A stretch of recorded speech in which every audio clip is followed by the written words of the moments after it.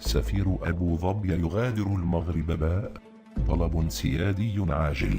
كشفت وسائل إعلام مغربية عن أزمة دبلوماسية حادة بين الرباط وأبو ظبي تمثلت بمغادرة السفير الإماراتي في الرباط علي سالم الكعبي المغرب بناء على طلب سيادي عاجل من أبو ظبي.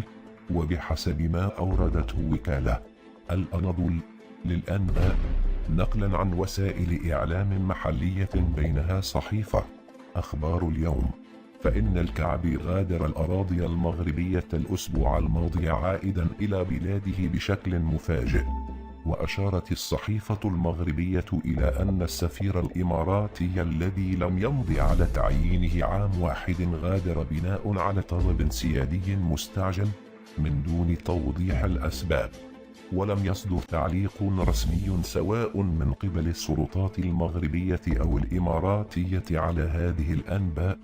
كان وزير الخارجية المغربي ناصر بوريطة قد أجرى في 8 إبريل الجاري جولة خليجية شملت الكويت والبحرين وقطر ولم تشمل الإمارات.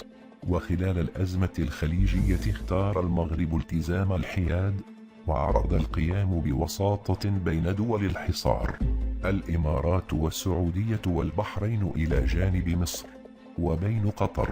وشهدت العلاقات بين البلدين توترات في الآونة الأخيرة على خلفية ما نشرته وسائل إعلام سعودية تبث من الإمارات بشأن الصحراء الغربية، حيث استدعى البلدان في فبراير الماضي سفيريهما للتشاور